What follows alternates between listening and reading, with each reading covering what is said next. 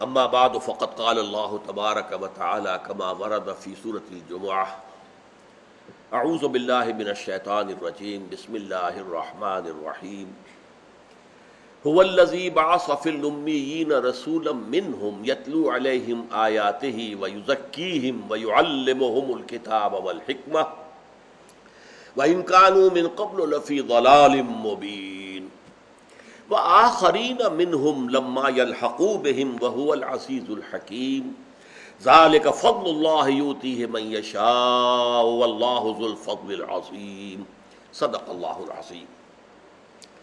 وہی ہے اللہ جس نے اٹھایا امیین میں سے ایک رسول، انہی میں کا، جو سناتا ہے انہیں اس کی آیات اور تزکیہ کرتا ہے ان کا، پاک کرتا ہے ان کو، اور سکھاتا ہے انہیں شریعت، احکام، اور سکھاتا ہے ان کو حکمت، اور یقیناً وہ لوگ اس سے قبل بڑی کھلی گمراہی میں مبتلا تھے۔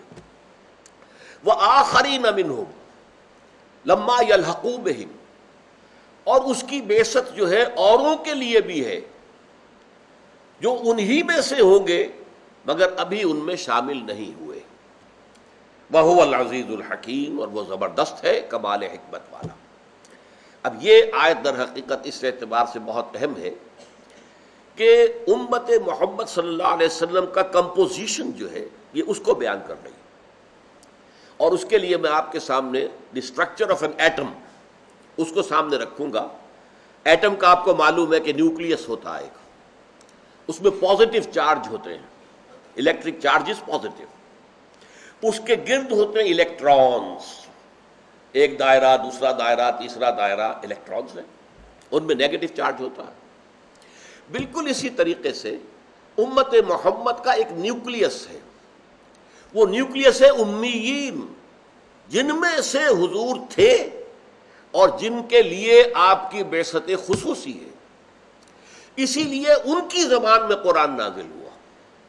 لہذا اصل بعثت آپ کی بعثت اولین کہہ لیجئے، وہ تو امیین کے لیے ہے، اور یہ ایک بہت بڑا فضل ہے جو اللہ نے عطا کیا بنو اسماعیل کو، اور جو امی تھے جن کے ہاں یوں سمجھیے کہ کوئی 2500-3000 سال سے نہ کوئی نبی آیا، نہ رسول آیا، نہ کتاب آئی، کچھ بھی نہیں، امیین، ان میں اللہ نے اپنا ایک نبی اٹھایا۔ تو اس اعتبار سے انہیں ایک بہت بڑا فضل حاصل ہوا، فضیلت حاصل ہوئی۔ لیکن یہ کہ یہ نبی صرف ان کے لیے نہیں بھیجے گئے بلکہ پوری نوع انسانی کے لیے بھیجے گئے۔ اب اس کا کیا پروسیجر ہو سکتا تھا کہ آپ نے صلی اللہ علیہ وسلم امیین کے اندر سے ایک امت تیار کر دی، ایک جماعت تیار کر دی، اسے آپ مبلغین کی جماعت کہیں، اسے آپ مجاہدین کی جماعت کہیں، وہ آپ نے تیار کر دی، اور جزیرہ نماء عرب میں وہ مقصد بھی پورا کر دیا۔ هو الذی ارسل رسولہ بالہدی ودین الحق لیظہرہ علی الدین کلہ، اللہ کے دین کو غالب کر دیا، جو بھی اس میں مصیبتیں اٹھانی پڑی، تکلیفیں جھیلنی پڑی، آزمائشوں میں سے گزرنا پڑا، جو ہوا وہ اب آپ سیرت کو ایک نظر میں لے آئیے کہ اس میں کیا کیا کچھ حضور نے جھیلا ہے اور کیا کیا کچھ آپ کے ساتھیوں نے جھیلا ہے۔ لیکن یہ کہ اب اس امت کو بقیہ تمام نوع انسانی کے لیے ذریعہ بنایا گیا، اب تم یہ پیغام پہنچاؤ باقی پوری نوع انسانی تک۔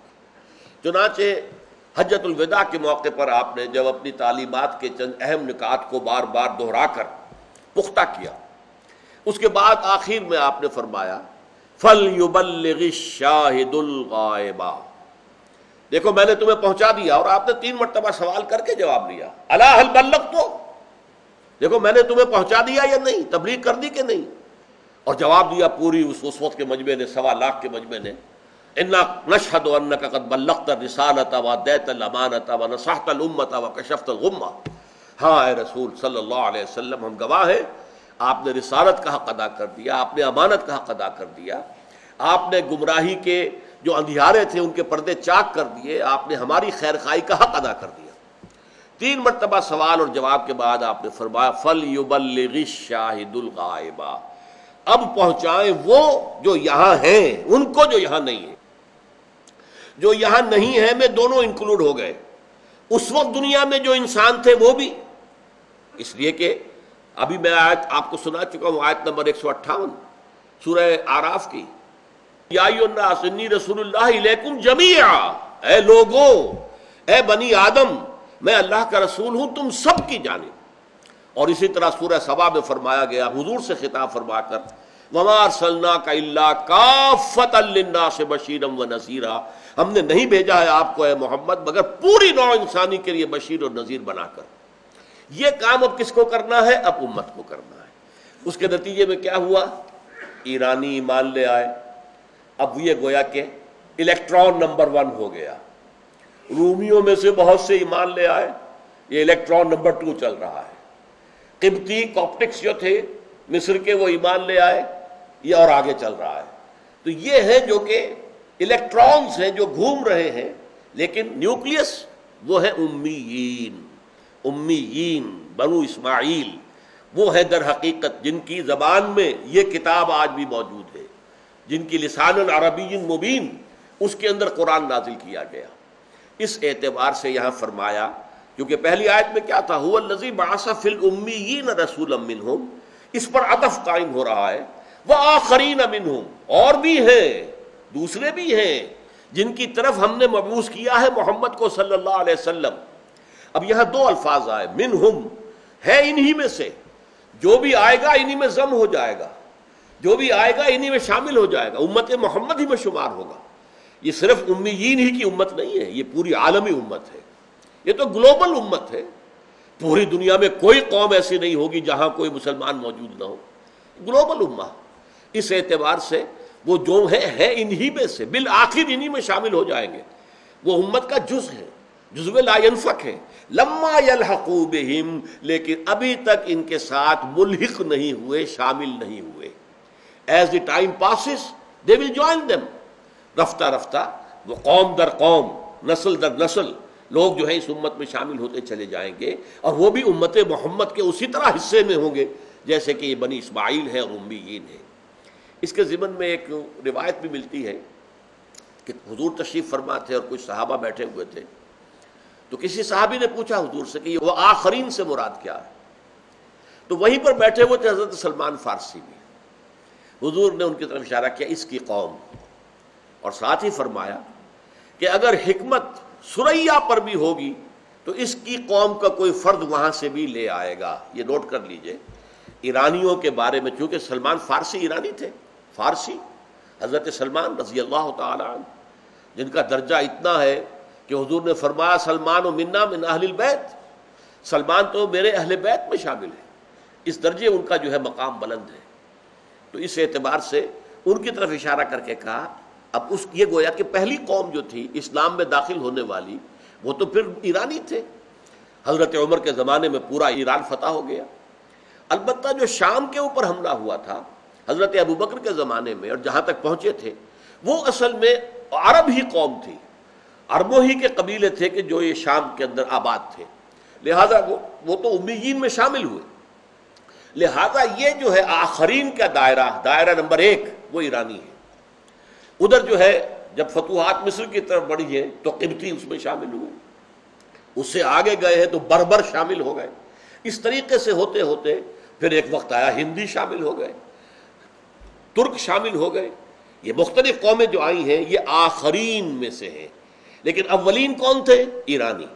اور چونکہ ایرانیوں کے اندر یہ جان لیجئے، جیسے خود ہندوستان کے اندر منطق اور فلسفہ اپنے پورے عروج پر تھا، یہ 3 ملک دنیا میں ایسے رہے ہیں کہ فلسفہ اور منطق کی کریڈلز جن کو کہنا چاہیے، جہاں پر کہ کوئی شے پروان چڑھتی ہے، بڑھتی ہے، جیسے بچہ جو ہے وہ پنگھوڑے کے اندر پل رہا ہے، بڑھ رہا ہے، تو منطق اور فلسفہ جو ہے دنیا میں 3 جو ہے ممالک ان کے اندر اس کی پروان ہوئی ہے، وہ چڑھا ہے، انڈیا، ایران اور گریس، یونانی فلاسفہ وہ زیادہ مشہور ہو گئے، اس لیے کہ اس کے بعد سارا جو ہے رینائسنس کے بعد علم کا مرکز یورپ بن گیا، اس لیے وہ زیادہ مشہور ہے۔ ورنہ ایرانی فلاسفہ اور Indian philosophers, doctor Radha Krishnan جو ایک زمانے میں صدر رہے ہیں انڈیا کے، انہوں نے 2 والیومز اتنی موٹی موٹی ہے انڈین فلاسفی پر جو کتاب لکھی ہے، میں حیران ہو گیا اس کتاب کو دیکھ کر، اور مجھے دلچسپی تھی تو میں نے وہ خریدی تھی، خاصی قیمتی کتاب تھی، انڈین فلاسفی۔ اور واقعہ یہ ہے کہ وہ فلسفے کے اعتبار سے، منطق کے اعتبار سے بلند ترین مقامات پر پہنچے. اور پروفیسر یوسف سلیم چشتی مرحوم، جنہوں نے ساری عمر شادی کی نہیں، بس پڑھتے پڑھاتے رہے، وہ کہا کرتے تھے، فلسفے کی بہت جو ہے ان کی نگاہ وسیع تھی فلسفے پر. وہ کہتے تھے کہ 600 عیسوی تک، 600 قبل مسیح سے لے کر 600 عیسوی تک، یہ 1200 برس ہے، سارا فلسفہ ان کے دوران دنیا میں پیدا ہو چکا تھا. 600 کے بعد کوئی نیا فلسفہ دنیا میں وجود میں نہیں آیا. پرانی شراب ہے جو نئی بوتلوں میں آ رہی. لاجیکل پازیٹیوزم یہ فلسفہ جو ہے ہندوستان میں موجود تھا. امپیریسزم اس کے فلسفہ ہندوستان میں موجود تھا. آئیڈیلزم یہ فلسفہ ہندوستان میں موجود تھا. یہ پرانی شراب ہے کہ جو نئی بوتلوں کے اندر آ گئی ہے، نئے لیبلز کے ساتھ آ گئی ہے. تو یہ فلسفے کے یہ 3 بڑے مراکز تھے، انڈیا، ایران اور ایرانیوں کی گھٹی میں فلسفہ پڑھا ہوا ہے. اس اعتبار سے آخرین جو ہے، عرب جو ہے وہ فلسفی ذہن کے لوگ نہیں تھے، وہ فعال لوگ تھے. فلسفی جو ہے وہ تو پھر وہ جو کہا اقبال نے، لاکھ حکیم سر بجیب ایک کلیم سر بکف. حکیم جو ہوتا ہے وہ تو پھر گردن جھکا کر بیٹھا ہوتا ہے، سوچ رہا ہوتا ہے، میڈیٹیٹ کر رہا ہوتا ہے، وہ میدان میں نہیں آتا، وہ باطل کو للکارتا نہیں ہے. وہ تو جیسے علامہ اقبال کی بھی آپ نے ایک تصویر دیکھی ہوگی، جو اس طرح وہ بیٹھے ہوئے ہیں، جیسے گہری سوچ کے اندر عام طور پہ یہ تصویر آتی ہے. یہ گویا کہ حکیم، یہ اس کے لیے ایک بڑی سمبولک تصویر ہے، اور جس کو خود اقبال کہتے ہیں کہ لاکھ حکیم سر بجیب، وہ اپنے گریبان ہی میں منہ ڈالے رکھتے ہیں اور اپنا غور کرتے رہتے ہیں، میڈیٹیٹ کرتے ہیں، اس کے اندر مراقبے کرتے ہیں، سوچتے ہیں، تصورات کی دنیا میں رہتے ہیں. اور ایک کلیم حضرت موسیٰ علیہ السلام سر بکف، وہ سر اپنا ہتھیلی پر رکھ کر فرعون سے جا ٹکرائے. اللہ تعالیٰ نے فرمایا اذهب الى فرعون انه طغى. کہاں فرعون، کتنی بڑی اس کی بادشاہت، کتنی اس کی افواج، کہاں یہ کلیم بے نوا، اور بنی اسرائیل میں سے کہ جو ان کی غلام قوم تھی اس میں سے تھے. لیکن اللہ تعالیٰ نے بھیجا، جا ٹکرائے سر بکف.